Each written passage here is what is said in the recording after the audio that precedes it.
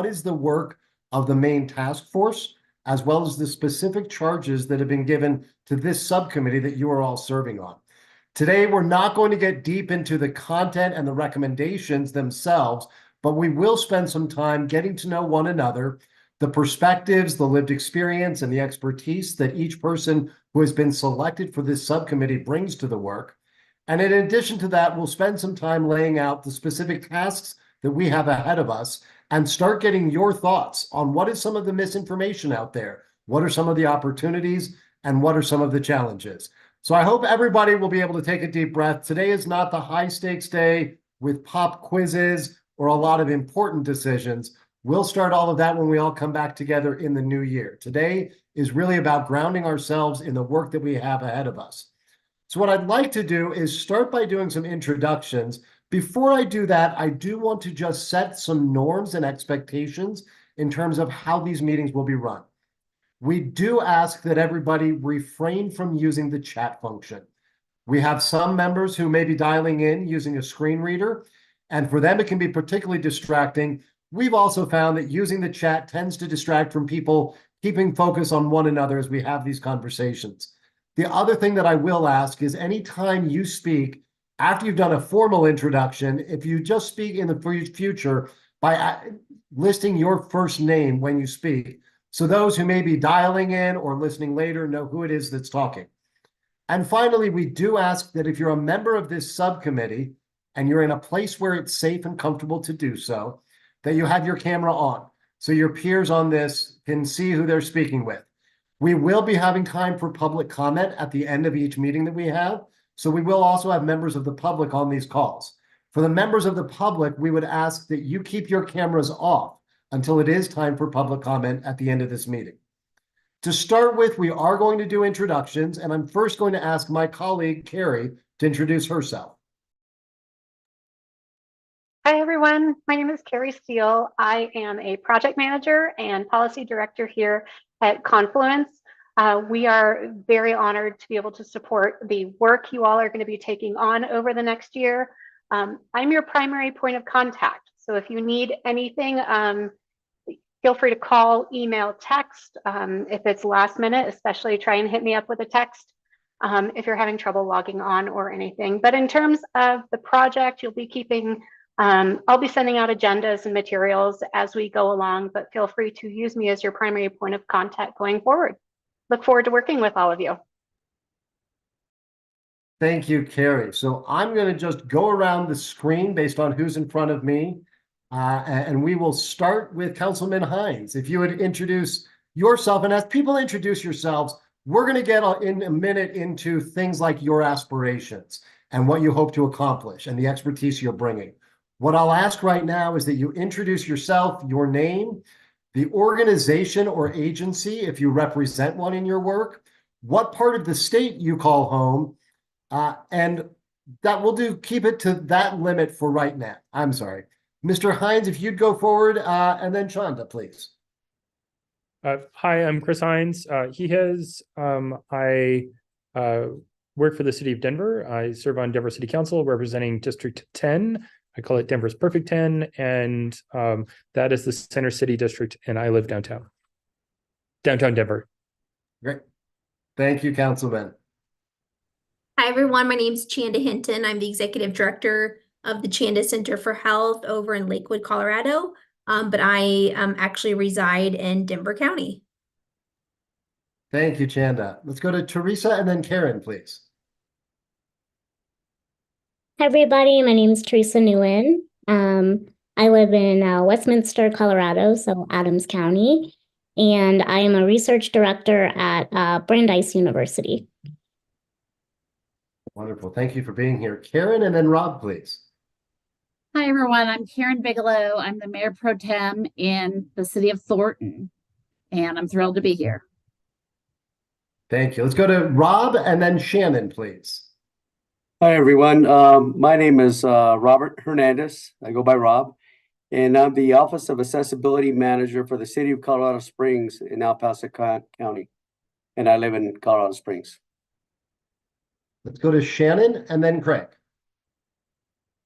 Hi, my name is Shannon Callahan, And I represent myself, but I also represent the general deaf community here in the state of Colorado, the city of Denver, actually.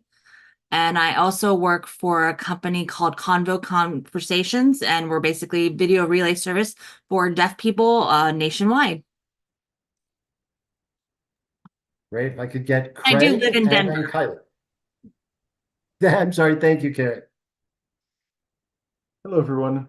My name is Craig Towler. I am the community organizer with the Center for People with Disabilities, and I live in Boulder. Wonderful. If I could get Kylie next. Hi, I'm Kylie Schaumwürfel. I represent the Department of Human Services in Arapahoe County. I work for the county attorney's office there, and I live in Douglas County. Thank you, Kylie. And normally in these meetings, I'm not going to be asking members of the public or state staff who are joining us to introduce themselves. I'm going to make an exception today. You see a number of other folks here on the line, and I want to give some of them the opportunity to introduce themselves. We've got some state staff and some people who will be supporting all of you and the work that we're doing. So I'll go first to Charlie, and then I'll ask Jenny if she wants to say hello. Thank you, Barrick. I'm Charlie Garcia, and I am the subject matter expert from the Colorado Civil Rights Commission. I've been a commissioner there for about 6 years. And when I introduced myself earlier in sign language to Shannon, that's because I try very hard at it. My brother's deaf, and so I work at it. So, thank you. Thank you, Charlie. Jenny, do you want to say hello?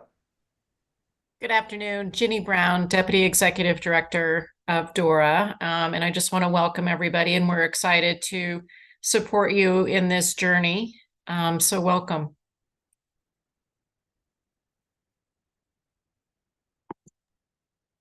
Thank you, Jenny. And I know we've got several people from the Lieutenant Governor's office. Mark or Josh, I don't know if either of you want to jump on and say hello. Good afternoon, everyone. My name is Mark Honan, and I have the privilege of serving as Chief of Staff to Lieutenant Governor Primavera. And I see her on as well, but Josh, I'll pass to you. Yeah, and I'm Josh Winkler, Senior Policy Advisor on Disability in the Lieutenant Governor's office.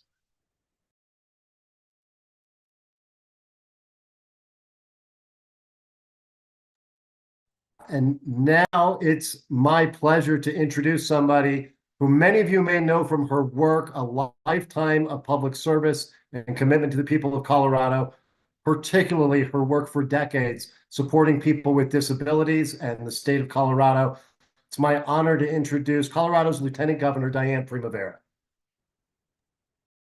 Well, thank you, Barrick. Did we miss a person? Did we miss Shannon Callahan or the interpreter introduced him? Good, perfect. No, we did get an introduction from Shannon. Shannon is supported by one of our ASL interpreters, Karen. Okay, I just want to make sure because I saw her face, but I didn't see Shannon's face. So I just want to make sure. All right. Well, good afternoon, everybody. I'm Lieutenant Governor Diane Primavera, as he said, and I do have the honor of chairing the task force on the rights of Coloradoans with disabilities. So I just wanted to take some time to thank you all for participating in this really important effort. I've spent most of my career working in Colorado government, both in the executive branch and the legislative branch, and I did some volunteer work in the judicial branch. When I was in the executive branch to begin with, I was a voc rehab counselor. So my roots in the disability community go way back to probably before most people on this call were born. Significant progress has been made to improve access to state benefits, state buildings, and state employment, but there's always more that we can do. The best way we can learn about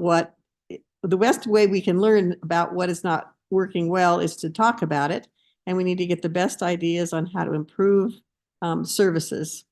So we want to hear from diverse stakeholders on this subcommittee from across our state and people who represent different disability groups. So I know Barrick's going to get into this, but I'll emphasize it too. I know that there's going to be areas where everyone on the subcommittee agrees and areas where there's disagreement. So my ask of you is to keep your discussions and debates civil and kind and try to keep an open mind to each other's point of view. Your work is very important. While the task force will be getting updates, my staff will be joining most of your meetings and keeping me updated on all of your progress as well. So thanks again for committing to this important work. The other members of the task force and I look forward to the forthcoming recommendations from this subcommittee, as well as the other subcommittees. They will be sent to us within the next 13 months. So again, thank you for your time, your passion for the issues, and commitment to this work. So at this time, I would love if, actually, we've already introduced each other, so we can hand it back to Barrick, and I will turn my camera off because I've got to jump to another event in just a little bit. So thank you all. Thank you, Lieutenant Governor. And the Lieutenant Governor's just been such a champion of this work. You will see her from time to time in these meetings, as well as Representative Ortiz, who carried the legislation that created this task force. It's an honor to work with both of them as the chair and vice chair of this task force. Next, what we want to do is start grounding our conversations in what each individual sees as the current dynamics we face in the state. And part of that is understanding why you chose to be part of this subcommittee. And I believe most of you asked specifically for this subcommittee. Some of you may have signed up with boards and commissions and said, I just want to be part of this task force. And somebody said, this is the subcommittee for you. So what I would love for each person to share as we go around the room, and I'll tee up, I'm going to start with Rob and then Craig. But I would ask you to share, why is it that you chose to volunteer your time amid an already busy life to serve on this task force and this subcommittee? And what is it you're hoping we can accomplish in our work together in this particular subcommittee? So I'll go to Rob and then Craig with, why did you decide amid your busy life to jump into this? And what is it that you're hoping we can do together? Thank you for that. Well, you know, you're right about a busy life. So I've been in compliance for over 35 years. And back in 2014, I was recruited to go into ADA to become the ADA coordinator for El Paso County. And since then, I've developed a huge passion for what needs to be done. And so I've considered myself a champion for persons with disabilities. Ironically, so I've been working to tear down barriers and make Colorado Springs the best city to live in, not just in Colorado, but my desire is to make it one of the best cities in the United States. And I work with the disability community. I work with stakeholders. I work with the departments to educate them, to have them understand how important it is, not only because it's the law, because it's the right thing to do. So I said ironically, last year, almost 2 years ago, January 2021, my son, age 31, suffered a massive stroke. It took 65% of the left side of his brain. It paralyzed him. He ended up with about 6, almost 7 disabilities, from paralyzation of his right arm to walking, to speech, some cognitive disabilities. So I'm his caregiver now. And so it is kind of strange, because here I was in this line of work, and now and I'm helping others, and I'm trying to make things better. But who would... Rob, you accidentally muted yourself somehow. But who would have ever thought that this would end up being that close, right? So I've gotten a good taste of, okay, I'm going out and I see how I'm having an impact when I'm working with the disability community, working with the government to make things better. But now I'm actually at firsthand knowing, understanding, when I'm pushing my son in a wheelchair and there's a sidewalk that doesn't have a 2% slope, or there's upheaval, or hard of hearing, just several different disabilities that I've had to even learn more about. And I'm working with my son to try to rehabilitate him every day, hours and hours throughout the day. So that's where, even though I was busy, I felt it was important that I do more. I appreciate that, Rob. I'm going to go to Craig and then Karen with those same questions of Craig, why did you decide, why was it important to you to volunteer your time to serve on this task force and maybe even particularly on this subcommittee?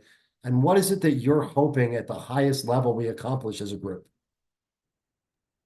Thank you. And yes, this is Craig. And thank you, Rob, for sharing your story and being with us. And I would say that really why I wanted to join this subcommittee, it's rooted in my personal story and history of advocacy. I work in advocacy through the Center for People with Disabilities, but as a person with a disability, I started my journey as a self-advocate. I spent 29 years as an able-bodied individual until I lost my legs in a through a traumatic injury, and I'm a bilateral amputee now who uses a wheelchair for my main form of mobility. And over the years, coming from, a world with internalized ableism and not understanding the need for accessibility, and then becoming a person with a disability immediately, the contrast was very apparent and astounding. And the difficulty of things that I noticed was really it was really shocking, and I really want to try and articulate that contrast through my shared stories and lived experiences because I have a unique perspective where I know what it's like to live kind of in both worlds. And now, as a person with a disability, I want to use my understanding and advocacy to help articulate what ableism is and how to recognize it and do it in a way that understands that a lot of this is internalized and built into how we're conditioned and socialized growing up. And we have to figure out ways to have these conversations and allow people to, to have an understanding of you don't know what you don't know. So we will teach them, but then we have to hold everyone accountable once they do know. Once people do know, there are no more excuses, and we have to have things built into the system that can hold people accountable to the change that needs to happen. And I think the way we hold people accountable is through policy change and things that are built in to the system. And that's a big reason why I wanted to join at this level where we do have the opportunity to influence policy and have long-lasting sustainable change that can be written down and we can hold people accountable through the laws in our amazing state. And a big thing I'd like to accomplish in this subcommittee is, and I'm still amazed at just the lack of awareness and understanding of what ableism was. Just last week, I was in Breckenridge at the Ski Spectacular with Representative Ortiz, and it's the largest adaptive ski camp in the nation, maybe the world. We had almost 1,000 adaptive athletes there who were there specifically to ski, and Paralympians and trainers and adaptive athletes of all kinds. And the hotel was extremely inaccessible. And they've been hosting this event for 35 years now. And there were just elevators that would open you up to stairs. And then when you would ask the staff where to go, we would be kind of met with just this normalization of ableism where they're like, oh, that's just a bummer, and jokes about how you can just roll down the stairs and that'd be quicker. And I'm always caught off guard by how we still live in a world where it's just so normalized, like, oh, you can't go downstairs. Oh, that sucks. That's how it is. And it's kind of laughed off instead of kind of critically thinking about it. Maybe there's something we can do about this. And that's kind of what I want to shift the narrative to, where it's not just something that's normalized and accepted as something that's awful and needs to change, but we're still the people that live with it after we go home and deal with it every day, but move to a place of action. And that's what I want to accomplish in this subcommittee. I'm not sure exactly what the specific form will look like, but I want it to be actionable and something tangible that we can walk away from the work that we do here feeling really accomplished, that we didn't just talk a lot, but something actually happened that we can be proud of, that moves forward and helps change people's lives and gives more access, and to help create a system that is more welcoming and accessible than the one we currently all navigate through right now. Thank you, Craig. I so appreciate you sharing your story, you making it connected to not just recent, but real life events that people on this subcommittee, and this is streaming live on YouTube, so there's people watching can really relate and connect to. And I can tell you, we're going to talk in a few minutes about the specific tasks that we're charged with, which is making recommendations. And I will tell you, this legislation and its sponsor have made it very clear that this is not going to be a group just about talking about problems and admiring problems. This is to identify actionable recommendations to improve things. So I really appreciate your focus on that. I'm going to go next to Karen and then to Shannon with these same questions. What led you to want to volunteer, and what is it you hope we can accomplish together? Thank you. I was interested in joining this subcommittee. I personally have two invisible disabilities myself. And then I have family members that have mental and physical disabilities. So it's close to my heart. As a city councilor, I have found out that part of my city is not ADA compliant, which doesn't sit well with me. And Craig, your story horrifies me. If they've been, you would think that this hotel would fix that for you, especially if they've been hosting for years and years and years. I just feel like we can do a lot with legislation, and I think we need to solve for a lot of transportation issues. I also want to solve for hiring issues and applications. I really wonder when you're applying for a job sometimes they ask you if you have certain disabilities. What does that look like on the other side when they're looking at our applications? So I think that I'm gonna have a lot of questions once we get started and suggestions for things that we need to solve for, and I look forward to it. Great. I will be looking forward to that, Karen.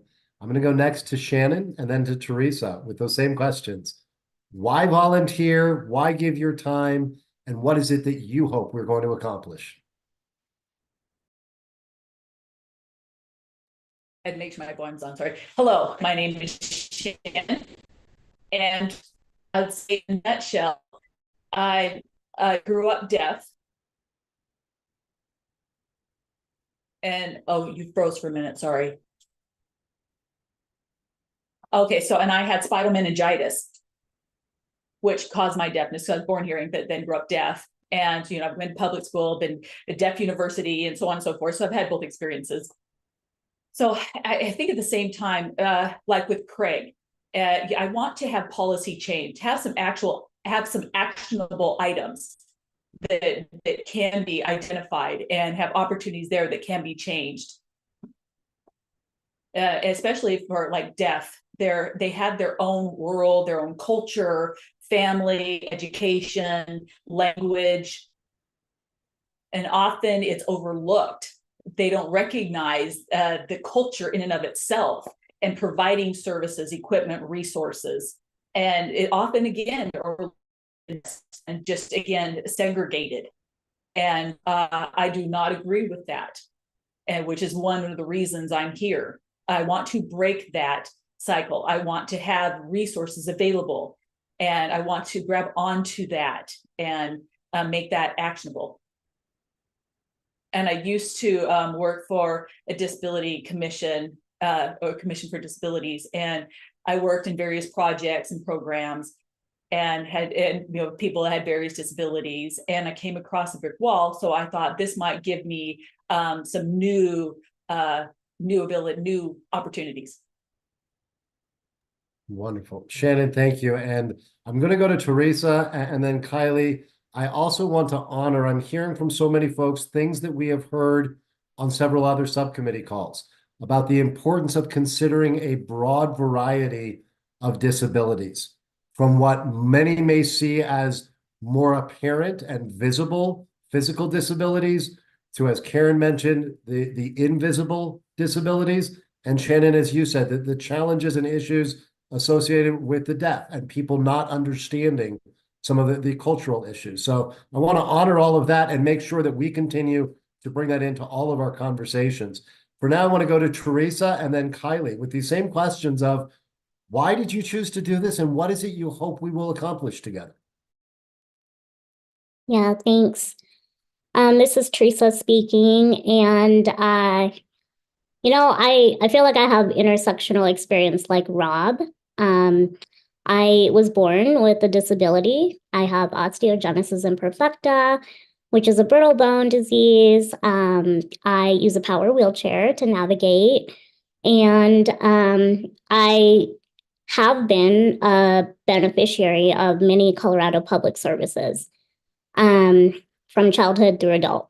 And in my adulthood experience, I have worked in several governmental entities in Colorado as a person with a disability and have understood kind of the intersection of access to programs and policies from a personal level, how they impacted me, all the way to, state level, understanding how those policies and programs were designed. So I'm here because I feel like I have a unique perspective. I definitely have some ideas around, equity, especially incorporating intersectional identities into the recommendations that we put forward, and hope to make just programs and policies a little bit more accessible for Coloradans. Thank you, Teresa. Kylie and then Chanda, please. Hi, this is Kylie Shamwafel. So I've worked for multiple governmental organizations. I've worked within the criminal justice system, within the public schooling system, and then now within the Department of Human Services and Child Welfare Services system. And in each agency that I've worked for, there's been a large overrepresentation of people with disabilities. And I think that is most relevant to my work now with families and children involved in the child welfare system. So I was interested in learning more about the policy aspect. I've always been involved in litigation. And so I thought this was a neat opportunity that I could learn personally about the policy side. And that's what I hope to do, is to be to learn a lot more and to make really educated and equitable policy recommendations. Thank you, Kylie. So go to Chanda and then Councilman Hines. This is Chanda, and as I mentioned earlier, I am the executive director of the Chanda Center for Health, which really lends me to a space of really being connected to disability and healthcare. So that's kind of where I personally come to the conversation, but also professionally come to this committee. Obviously, lived experience. I'm a woman with a spinal cord injury and operate and function with a power wheelchair service dog. And, have made it, because of my personal experience of having very poor healthcare, not having preventative access to healthcare, having difficult time finding primary care physicians that really understand disability, will serve disability. I have made it my personal driven passion to do systemic change legislatively, passing bills to ensure that we got certain services funded for persons with disabilities, such as acupuncture, massage, and chiropractic in the state of Colorado under Medicaid.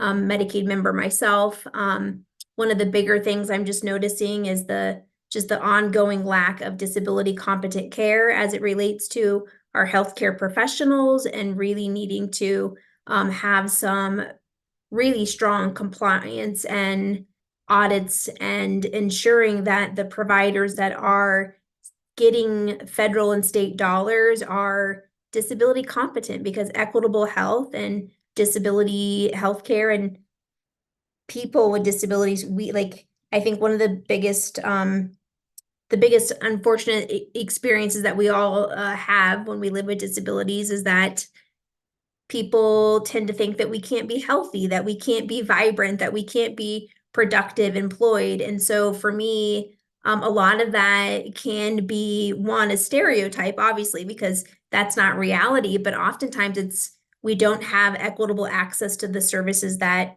we need in order to have good health and have that sustainability. So for me, it's a lot of systemic level change that I hope this committee will do around this particular topic and ensuring compliance and accountability for the providers here in the state of Colorado. Thank you, Chanda. Councilman Hines, are you in a place to talk?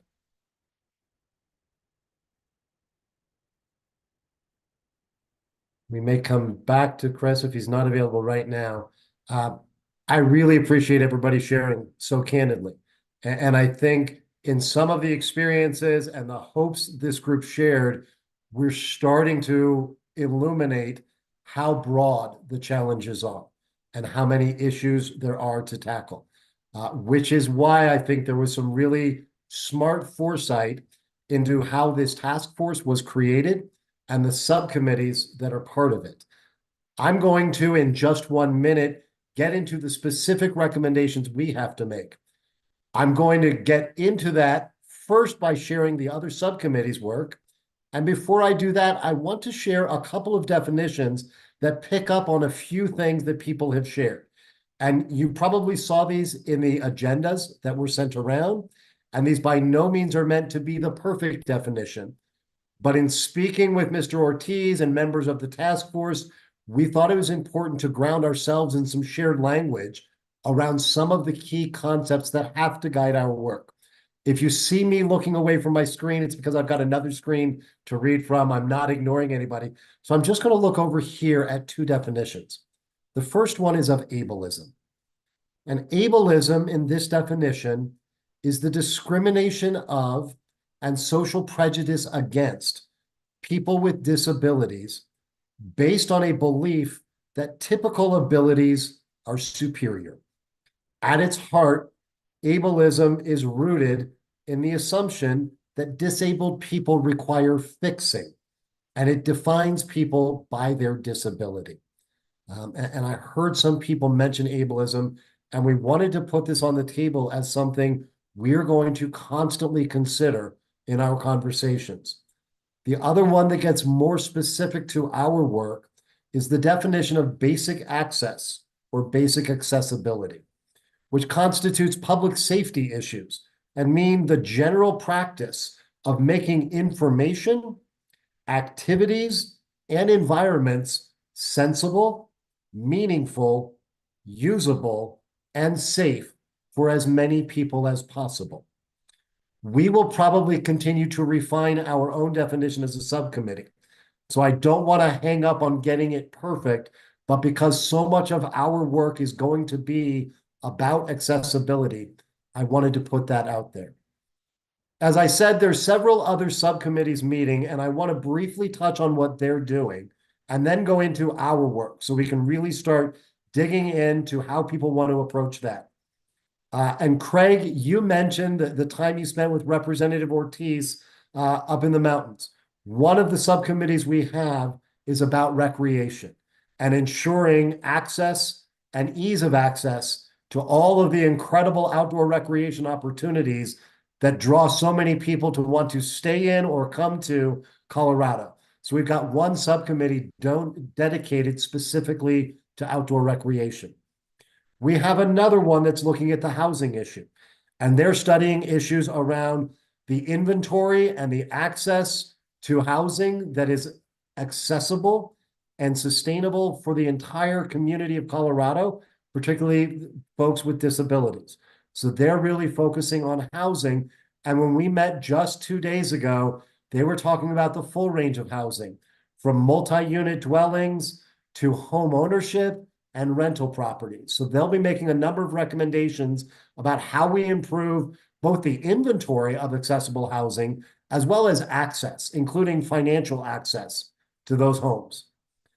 Finally, we have one subcommittee that is working strictly on a rewrite of Colorado's laws.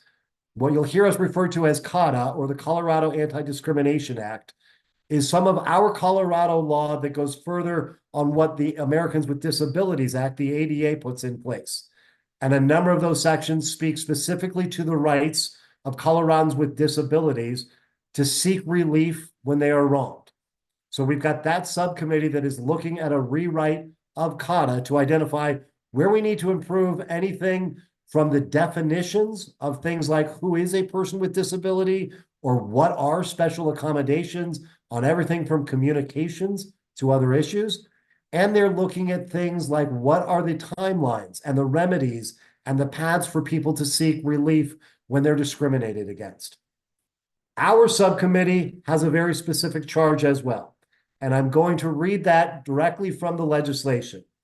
And it says the purpose of the Subcommittee on Physical and Programmatic Basic Access within state and local government is to study and make recommendations on issues to ensure people with disabilities have access to the services they need, are able to effectively participate in public discussion, are able to be employed by government agencies, and can run for and effectively serve in elected positions.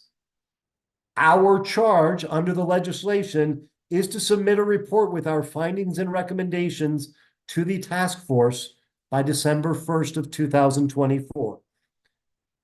Now, as we sit here at December 14th of 2023, I know 1 year sounds a long time away.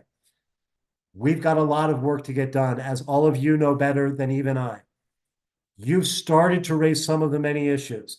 As I just read that definition covering everything from access to services to the ability to run for office and serve in office to being employed or accessing public discussions, we've got a lot of work to do. And we're going to lean on all of you to help identify that whole range of issues. One thing I'll be asking you at the end of today's meeting and in some follow-up conversations and at our next meeting is to help us identify more people who we should listen to and whose thoughts that we should solicit to inform this conversation. We have what I know is a very diverse set of perspectives, but I also know we will be better served the more voices we can bring into this conversation. So we'll be asking you for whether it's individuals, groups, organizations, or communities who we may want to engage, whether that's through focus groups, online surveys, online conversations, or other formats. So we're going to lean on you for a lot of that. But I wanted to put out there this full range of issues that we're going to be tackling. And I know Representative Ortiz and the Lieutenant Governor will be joining us and will be continuing to push us. And remember that the law should be the floor, not the ceiling. And when we look at things like the ADA, it was written more than 30 years ago. Our world and our community in Colorado have changed a lot. And whether that's the services or the employment opportunities or different things that people should all have access to, we want to make sure that we're bringing Colorado not just into the 21st century, but that Colorado continues to do what it has done in so many other areas, and that's to set the model for the rest of the country on what it looks like when you listen to the people and you get it right. So that's going to be our goal in facilitating these conversations, is to really lean on you to push this group and push a set of recommendations that is ambitious, that is aspirational, and sets the standard nationally for what should be done. But most of all, that fundamentally transforms the reality of living in Colorado so that every Coloradan has access to every opportunity. Now, with that, I heard some people starting to mention in their last comments things that people don't understand. Whether it's people at a hotel not understanding that their comments are not well received, and it's not cute to joke about people with disabilities, or people saying that some communities don't understand that different disabilities require different opportunities or have different needs. So my next question that we're going to go around, and Chanda, I'll tee you up that I'm going to go to you first and then to Kylie, but I'd love to hear from people, what is either the biggest misperception out there that is causing harm to our ability to improve things, or just what is the area that we need to do more educating people about? And speaking through the lens of the topics that we're trying to address, of access to government jobs, access to government services, access to the opportunity to run and serve in office. So Chana and then Kylie, your thoughts on what are people generally not getting it right about, or where can we do better to educate people? Oh boy, that's a big question. This is Chanda. So what I would say is that I think that there's this continued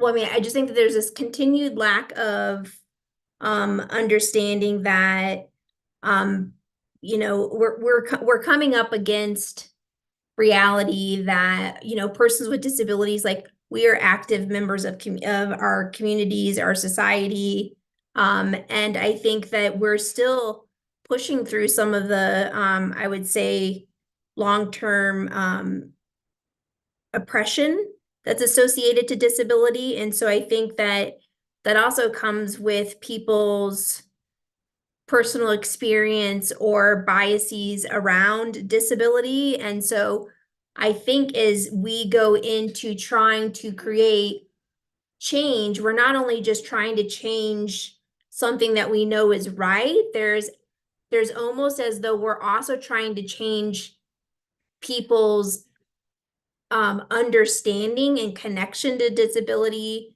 And so I think that mindset, right? Like, we're trying to create the mindset. So I think that there's when we're trying, I look at those two pieces, because while there are a lot of individuals with disabilities and advocates, and we're all very, very strong, we are still amongst a lot of folks that their mindset or how they grew up or their biases around disability unfortunately gets in the way of some of our very strong campaigns and movements. And so I think that that one of the pieces I see it predominantly living again is within healthcare, where providers are sometimes scared to serve people with disability because they were never educated on how to serve people with disabilities.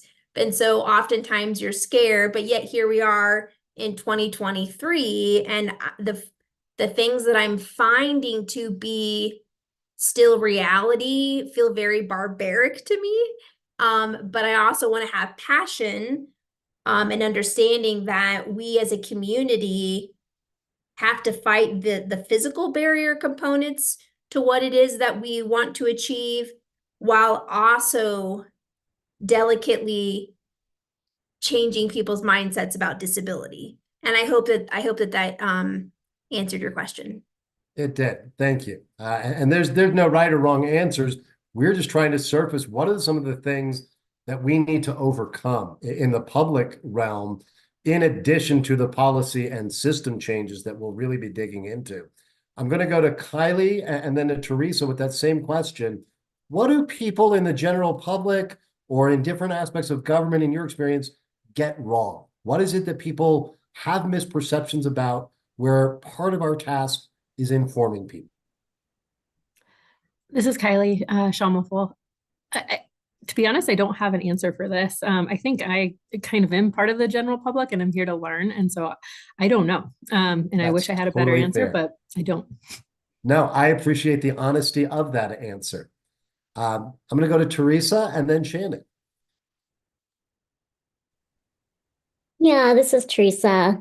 I think what society and government often forgets when we do our work is that we forget about the actual population that needs the programs and policies and services that are being designed, and we forget to learn about that actual population. And so, I think that I have to find an articulate way to say this, but we often try to serve children with disabilities with so many services, with the hope that, we will provide them with a full life for them to achieve goals. And then we forget that these kids turn into adults. And so I think that is what the systems get wrong, is the opportunities for adults are lacking, and the bar is very low in our expectations and our services and policies. Thank you, Teresa. Shannon, I'm going to go to you and then over to Craig with what are the misperceptions or whether we're going to call it ignorance or unawareness that you've encountered? That's really a good question. I would say, I know, so we're kind of round robining here, but I would say one of the big misconceptions would be more kind of a habitual thing. Often people, okay, so I would say like, assuming that, well, you're okay, you can do it, things are good enough, you're good enough, without finding out about the community or that person or the disability and finding out what, will that work or can that work? And so they miss out on finding if actually their assumption is really right. And something will come up and they'll say wrong. And it's like, well, but the law says, and well, but the law says this is okay, and that's okay. And they'll say wrong. And it's like, no, you just don't realize that maybe they're the wrong resources or products or communication. Or wrong thinking. For example, like 3 years ago, I was on the commission and I was invited to be a new chief, and they came in and they asked me. They said, "So I'm kind of curious. When you're in school, how did you approach the situation with the students?" And I said, "Okay," and I said, okay, well, so they called me to take care of it. And they said, take care of it. Well, what does that mean? How do you want me to communicate? And so I was thinking about the misconceptions and how their thinking would be and what thinking okay means. Like, for example, like a program. Okay, how do we get their mindset changed? Away from that good enough situation. So when a situation comes up and then we have to deal with the problems or go to court or something like that. And so it's kind of how to approach that kind of thinking. I mean, it's a slow process, yes, but so I'm just thinking, I'm wondering how it can, but I believe it can be possible that assumptions can be, you can build a foundation and and change that thinking and more than just I don't know, maybe fixing it from the beginning. So I've got I think that's just one of the problems that we face. Thank you, Shannon. Craig and then Rob. Misperceptions, opportunities to move the ball by correcting some of them. Thank you. This is Craig. I think a big misconception, I'm sure there are many, but the first one that comes to mind is I think there's a misconception of what the ADA is. I think if you are in the world of advocacy and disability rights, you know how limiting it is and how much more work there is to do. But if this isn't your world and you've personally experienced what is lacking with it, I think overall, a lot of people have this misconception that the ADA was something that was passed a long time ago, and that box has kind of been checked. People see accessible spaces in front of buildings and they go, okay, they're checked. We're good. We're all equal because that's already been taken care of. And I think a lot of that misconception is due to a lack of visibility of our community and a lack of representation as well. So we're not appropriately communicating the reality of our lives through lack of representation. And the people that are represented are the 1% that have the full access. And it makes it very limiting for the rest of the community. And this became very apparent where it being kind of a lack of education and awareness. With last session, we helped run a bill that was access to prosthetics to increase access for a secondary prosthetic specific to recreational activity. And when we first were talking about the bill, we were met with people that were shocked and surprised that this wasn't already available. The reality is that we are given what's considered medically necessary, and that's one set of walking prosthetics. And if we want to go for a run or do any kind of activity, or there's a child that needs a second set of prosthetics to play on the playground, that's not considered medically necessary. And we have to pay that out of pocket upwards of sometimes $100,000 just to have that right. And there were so many people we talked to that when we articulated like that and told them the reality, we were met with shock and amazement of, wow, that's unbelievable. We can't believe that that's how it is. And that's it's hard to hear that because that's our reality in our life. So to think that people don't know about that and oh my gosh, is kind of hard, but then it's also an opportunity because I think a lot of times it does take new perspectives in our shared stories to open up people's eyes to the reality and kind of disprove what they think is already being provided.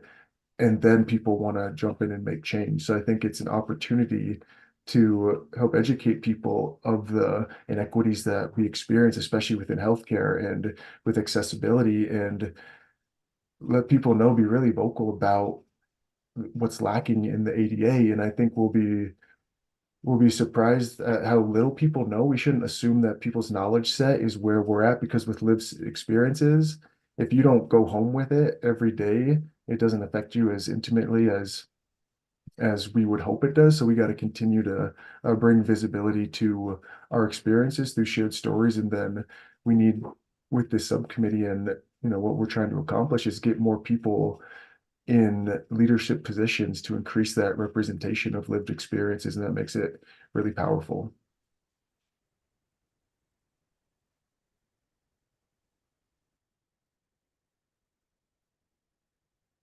Thank you, Craig. I'm going to next ask Rob to share your thoughts on the same topic of what are some of the misperceptions out there? Well, that was awesome, Craig. I thought you said it very well. I was thinking about a lot of things of what I was going to say, and you were saying a lot of it. But so one things that I didn't mention, but I'm a 23-year Air Force veteran, retired veteran, and I'm a disabled vet. I have some invisible disabilities, injuries, right? But I never thought about as I was walking around doing things, I never thought about it because I was fortunate where I could maneuver and do what I had to do. But once I got into this line of work and I started seeing things and becoming educated and learning about it, and I really realized how there's the world out there that does not understand the disability community. And the thing is, I learned quickly, you know what? Okay, they have a disability, but they're a person, just like me. I have some disabilities, but I'm still a person. But you might be in a wheelchair, you might be deaf, you might be blind. You're still a person. But that's the thing. The public doesn't always understand that. And I think the thing that I'm finding here at the city is that the approach I'm taking, it's really helping me, is we have to tell our story. We have to tell we have to engage with the disability community. I do. And I bring them to the table so that they can tell their story. And we need to educate and train. And you said, Craig, that it's important that we get leadership in those positions, because that's one way we can get that story out there. Yesterday, we had a meeting with the mayor here in Colorado Springs and ADA coalition group that I invited to the table. And it was awesome because we had all the department heads there, public works, planning, parks and recreation, everybody there. And this group of 7 told their stories. And they basically explained how they wanted to be part of the solution. But it wasn't until they told their story, you should have seen some of the faces on these department heads. And then afterwards, the mayor acknowledged each one of them and summarized. And he said, I'm going to make changes and things are going to happen and we're going to work together. And the department heads, even afterwards, were like, wow, I had no idea. I mean, I knew this or knew that. I didn't realize that for instance, visitability, the universal design concept, where if we think of inclusion, right, when we're designing in the beginning, then that truly in itself is inclusion, right? But they weren't aware of that. And they didn't realize that persons with disabilities were having to tackle all these barriers just to live everyday life as we know it to be easy. So that was the big deal. Tell the story, educate, train, put people in leadership positions so that we can move that story forward. I love the fact that we're starting to see things in the media or on television where there are persons with disabilities. Like I watched this program called Amsterdam or The Good Doctor, right? And there are folks there that have disabilities, and you get to see, hey, I know this already, but there's people in public, hey, that person's really smart. Well, yeah, no kidding. Some of these people are smarter than you. Thanks. Thank you, Rob. Councilman Hines, your thoughts on when it comes to particularly the work that we're looking at, when it comes to the rights and the ability to access, whether it's government jobs or running for and serving in office or government services and participating in public discussion and government programs. What have you seen are some of the misperceptions or the opportunities to better educate, whether it's government or the general public? Yeah, thank you. And I apologize for my absence a few minutes ago. The comment before, I think it was Craig, talked about the Americans with Disabilities Act and how people say, oh, we're done, right? We've got ADA, and of course ADA is going to solve it. So Craig went down one part of ADA. I want to share a little bit different angle about the Americans with Disabilities Act. So everyone thinks that it's suddenly it's the end all be all for people with disabilities. One, it just provides a right to sue, assuming that you can find an attorney that's willing to pick up your lawsuit. And as we all know here, the disability rights attorneys, the few who actually know disability law, are so inundated that they can take fewer than 1% of the cases presented to them. So that's one thing. The second thing is that ADA was passed in 1990, and sure, there was an update in 2010, but I mean, PROAG, the proposed right-of-way accessibility guidelines and the proposed ADA improvements have languished for 13 years now, just about to be 14 years, and all the things that have happened, all the technology that's been created since 1990 doesn't fall under ADA. Rightfully so. We're not legislating things that don't exist, but Airbnb and short-term rentals and transportation network companies like Uber and Lyft, there are no regulations for people with disabilities at all. And it's really tough as we continue to get more kind of disruptive kind of changes to our society that we're increasingly being left out. So one of the just like when I was elected in 2019, 29 years after ADA was passed, the council chambers are not wheelchair accessible. So representation definitely does matter. They made it accessible because I was elected. So, nothing about us without us. Well, guess what? Representation does matter. Also, none of the restrooms were accessible in City Hall. So they are now. We at least have one stall on each floor that's accessible. So again, representation matters. But like I was hoping to be part of the future that I wanted to see in the world. The Gandhi quote. And I wanted to get an electric vehicle because we should get away from combustion engines and digging up dinosaurs and spewing them in the air. Turns out there are no regulations around access to electric vehicle charging stations for people with disabilities. And I keep blowing people's minds like, no, there are no regulations. They're like, oh, of course, ADA, right? Nope, we didn't have electric vehicles in 1990. So here in Denver, again, representation matters. As of February 1, the law's already passed, but as of February 1, all new electric vehicle charging stations and parking spaces that are constructed have to be universally designed. So Rob was talking about universal design.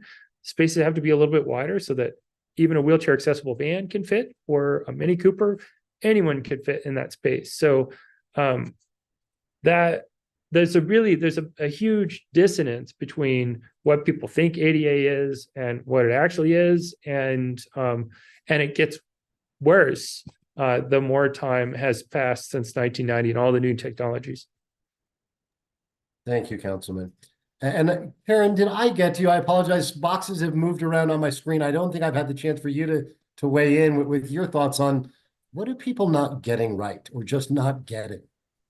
Absolutely. So first of all, I just want to say thank you, Councilmember Hines, for saying it matters to have the right people in the right spots. And everybody, no matter who they are, what their situation is, deserves to be able to run for office. I would tell you that Representative Ortiz was one of the people who actually trained me when I was learning how to run for office, because a lot of people don't know what that takes. And a lot of that is knocking doors. So as you can imagine, someone in a wheelchair trying to go house to house or apartment building to apartment building, how do you do that, right? So I just think there's so much more that we're not thinking about. A lot of it is transportation. That is a problem. And I love the fact that we're bringing up the disruptors.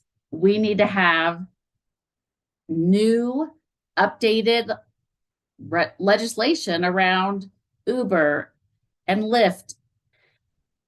We need to be talking about how do we protect individuals and make sure that everybody has the same rights. I like how Craig brought up the fact that maybe you're covered for, one set when you need a totally different set to do anything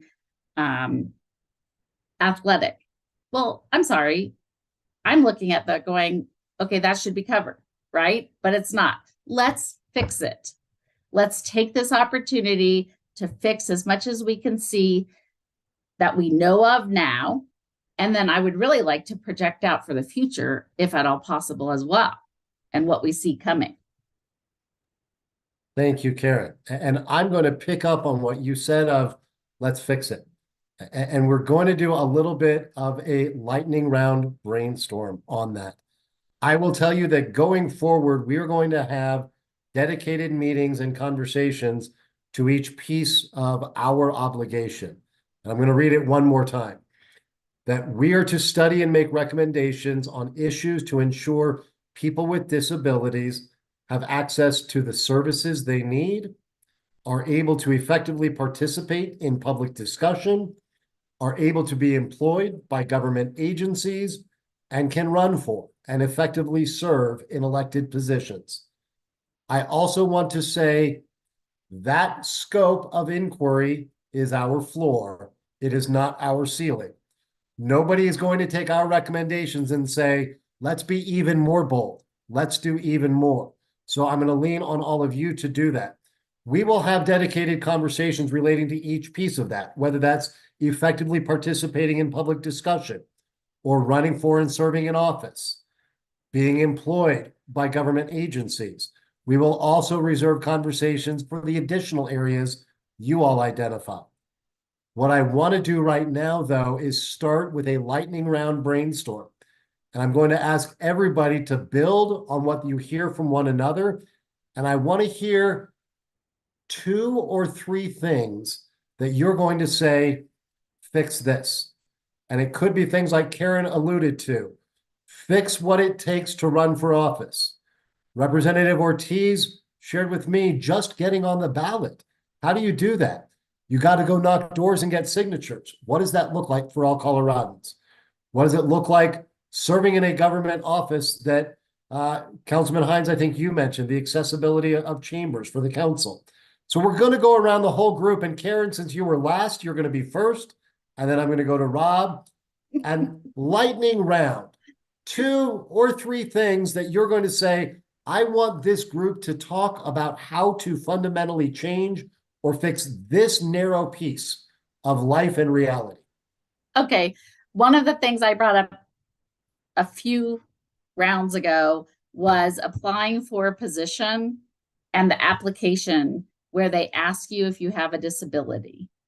I really want to discuss that in more detail and see what we can do about it. Also, making sure employers are hiring more people with disabilities. You know, I look at people with autism who are really having a hard time finding employers to hire them. And that shouldn't be the case. And then again, anything surrounding running for office. Thank you, Karen. Rob, and then Craig. Lightning round on, we've got to talk about these things and we've got to fix or change them. Rob Hernandez. You know, one of the things that comes to my mind is the Medicaid system. I'm seeing so many barriers. One example that I'll use is, it's a very small example, but it's significant to others. And if it's at this small level, it's going to be bigger. My son, when he came home, and we became his caregiver, and we're trying to rehabilitate him. And we were able to finally get him out of a wheelchair, and then here comes a Hemi walker. So we borrowed the Hemi walker from the hospital. I don't know if you know what a Hemi walker is. It's like a full walker, but it's for one hand. It's a smaller. And my son is 6'2". So when I went to get the Hemi walker through Medicaid, they said, well, he can't have a Hemi walker. He's too tall. I said, well, what do you mean he's too tall? Well, we only pay for Hemi walkers from this height to this height. They make Hemi walkers, but we don't buy those. So he's too tall. I thought that's ridiculous. That's ridiculous. I mean, come on now. So I was fortunate enough, my son was fortunate enough, I could go out and buy one, and I did. But it really bothered me, the fact that, what about the people that don't have that ability where they can afford that? So I thought, you know, that's broken. And I've seen it over and over in several different situations where Medicaid doesn't cover this or it doesn't cover that, depending on your situation. I think that we need to pay more attention and figure out a way where we can bring these issues up. The other thing is, I think that the ADA, like Councilman Hines was saying, yeah, it provides that law, but it's definitely behind the times, and I see it. I have to convince my leadership, okay, we have to do this. Well, is it required by law? Well, kinda. Well, what do you mean kinda? Well, does the ADA say this? Well, not necessarily. An example of that is parking on the street, for instance. Parking on the street. The PROAG covers that, but it's a guide. Okay, but the ADA doesn't talk about parking on the street. It covers parking in a parking lot. So what do you so here I'm trying to convince the leadership and the engineers, we have to install parking on the streets, just like we do in parking lots for persons with disabilities. And these are guidelines. Yeah, but they're guidelines, they're not required. No, but it's the right thing to do. And the ADA says we're not supposed to discriminate. That is in the 2010 ADA. And yes, they listen, but the whole point is it needs to be revised. And we need to figure out how we can get them to hear us and listen and implement universal design, visitability, all this different things. If we think about universal design and everything we do, just like when they came out the charging stations. I mean, really, here you got parking, but and all of a sudden, okay, well, it's electric car. What makes that any different? Okay, you should still be thinking about inclusion and universal design. So those are some areas that I'm pretty passionate about. Thanks, Rob. This is Carrie popping in while Barrick's offline for just a minute. Let's go to Craig next. Hello, this is Craig. As we're brainstorming, the thing that popped into my head first off that I talk a lot about when we do our disability etiquette trainings, we talk a lot about effective communication. And I think that's extremely important, especially when we're talking about being able to effectively participate in public discussion. And in order to have people with disabilities represented more and visible and become part of the system, become representatives and active. They need to be able to get the information equally. And a lot of those resources don't exist right now through different formats. Multiple formats of text need to be offered. There needs to be screen reader compatibility. There needs to be plain text versions offered. And then also we need to work on language access and provide plain language and simplified text versions of everything that's being distributed to help with understanding.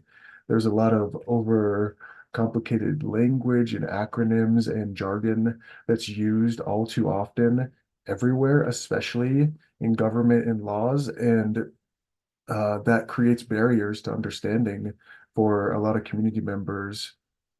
And I think that's something that needs to be looked at closely because if we want to encourage participation, we need to be presenting data in accessible formats that people can read and understand and actually get value out of. So effective communication in so many ways, that's a big one that I think needs to be focused on and understood more broadly for why there's a need, especially for things such as screen reader compatibility and multiple formats of documents. That technology exists and is available. We just have to increase understanding for why it's needed so that we can help provide them. Thanks, Craig. Let's go to Teresa next and then Shannon.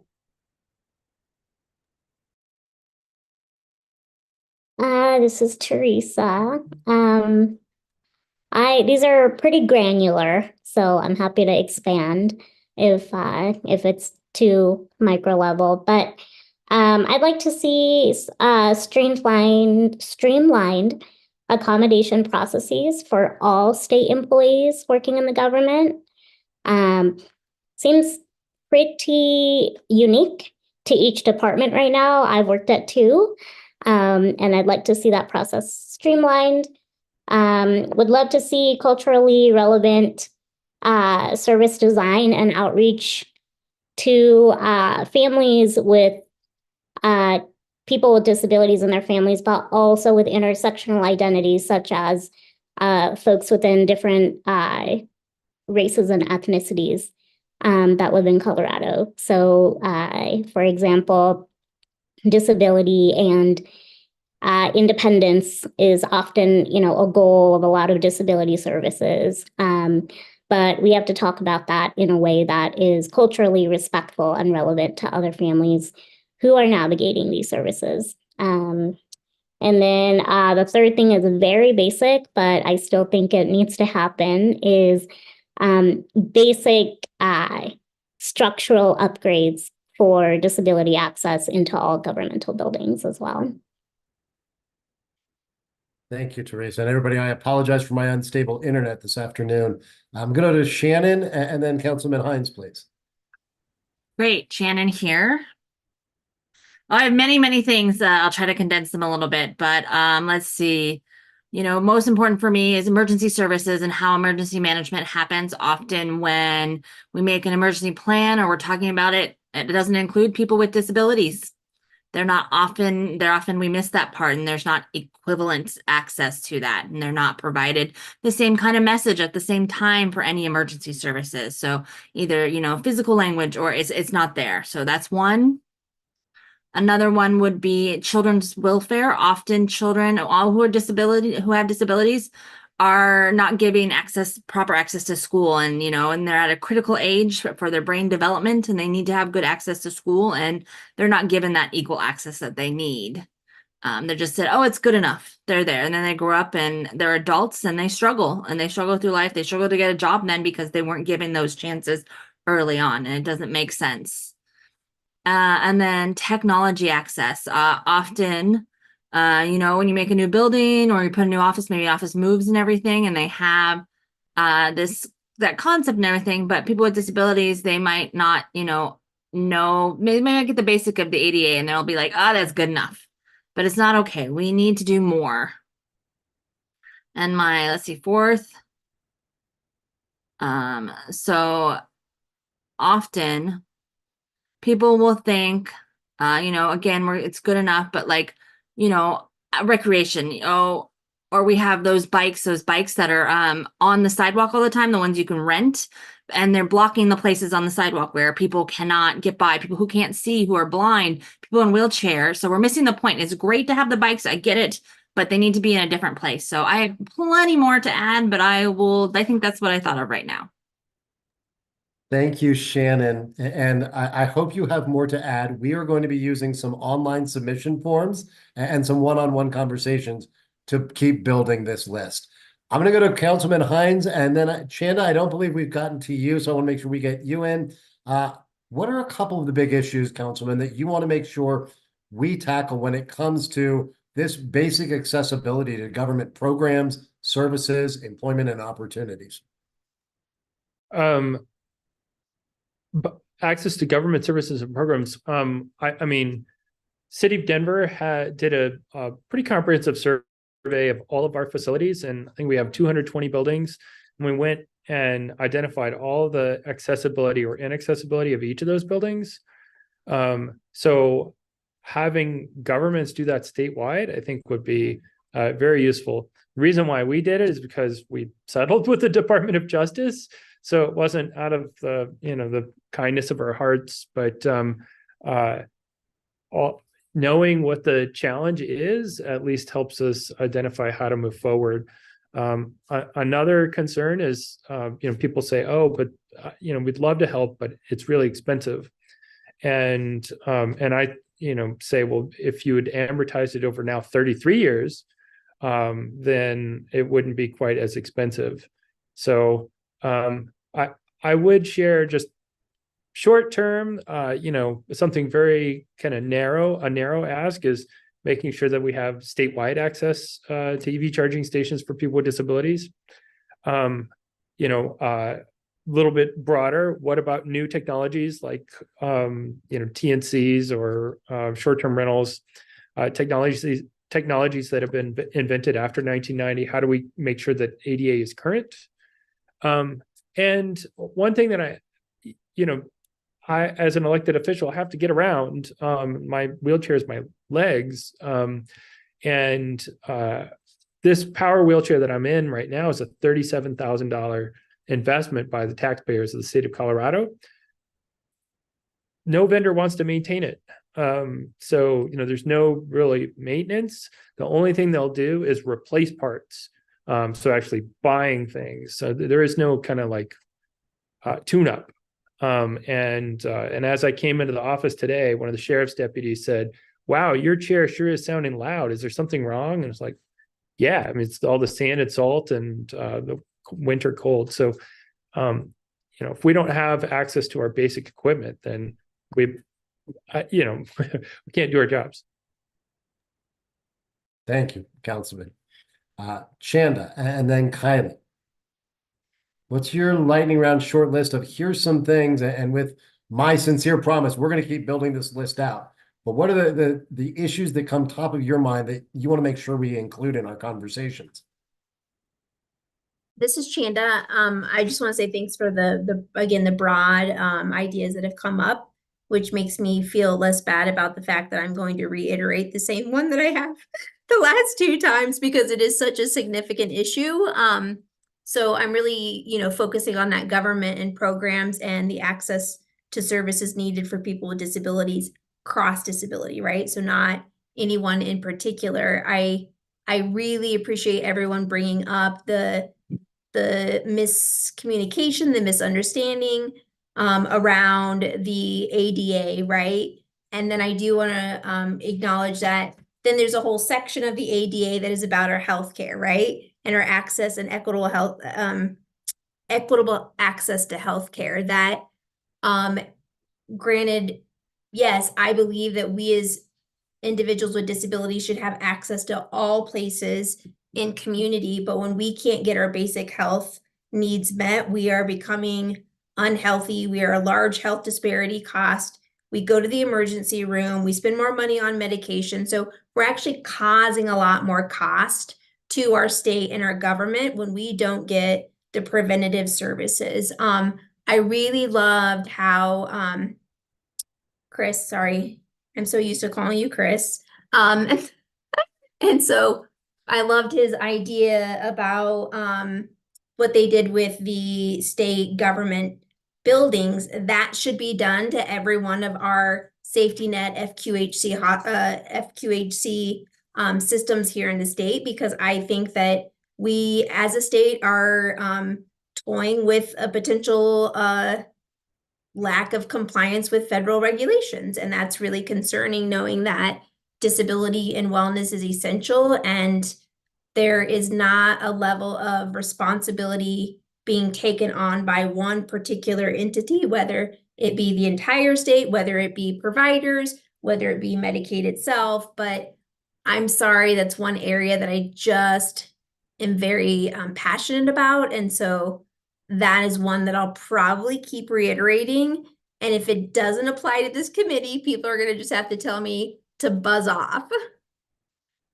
I appreciate your persistence, and we're going to work together to see where it can fit in, not whether it can. Kylie, your thoughts. What are a couple of the issues that you want to make sure this group has the opportunity to dig into? I think the first one that comes to mind for me is the judicial system. I think it's the check and balance to so many of these other systems that have been mentioned. And so making sure that that is accessible and equitable. The other one that came to my mind was public benefits, and specifically food benefits. I think Rob kind of talked about the issues with accessibility to Medicaid, but food benefits are such a basic need that making sure that the application process and obtaining those are equitable. Thank you, Kylie. Thank you all. And I know Carrie has been frantically typing notes. We also are going to have the recording of this, so we've captured all of those ideas. I'm also going to be following up with all of you so we can get even more of these issues. Today was not intended to say, this is the list. This is really just the foundation of the conversation developing that list. Normally at this time, we would have gone to public comment a few minutes ago. And I'm saying this because we are also streaming live on YouTube. And I want all of you to know we would go to public comment. The only reason we're not is we have nobody from the public online seeking to comment. But in the future, we will always hold that time. If you know of folks that would like to join, we will not only hold time at the end of every meeting. As I said at the start of this, one of my asks of you is to start thinking about organizations, communities, individuals, and where we can go meet people where they are, rather than always asking people to come to us to provide their input. Our next steps are going to be to take all of this information you've shared and start building out the framework of the ideas and the conversations that we need to have. One question I do have before I let everybody go just a few minutes early, by a quick show of either hands, or you can use the raise your hand function, generally, how does this 3:30 to 5 p.m. time work? And if you could give me a signal if it's good. I'm seeing it's maybe pretty good, so maybe we need to pull everybody a little bit more. I think I'm a little over half. We want to make sure this is accessible and not interruptive or disruptive to as many members as possible. So Carrie and I will follow up with all of you about a good time for us to get back together in January. My asks between now and then: continue to give thoughts about who we should talk to. Continue to give thoughts, and feel free to email us, or I'm not going to bother you over the holidays, but after the first of the year, I will email you with a form asking you to share some ideas on additional topics. We're then going to structure this. So rather than having such an open, free-flowing conversation, which I love to have today for the first time, in our future meetings, they're going to get a lot more focused. I want to go back and honor what people have said. People want to make sure there is action out of that. That's going to become, because we do the research, we listen to you, and we identify specific problems, and we develop consensus around specific solutions. So our future meetings will get a lot more structured and a lot more topic specific. But with that, I'm happy to do something I probably won't do on a regular basis, and that's to wrap up just a few minutes early. Before I do that, I just want to sincerely thank all of you for volunteering to serve on this subcommittee and for allowing us the privilege of supporting all of you in this. If you have any questions between now and our next conversations, don't hesitate to reach out. In the meantime, if you're celebrating any of the winter holidays, I hope they are fantastic for you. And whether you're celebrating anything or not, I hope you all get a few days of downtime to relax and enjoy everything around us. Thank you all for your time, and we'll be in touch by email soon. Bye. Thank you.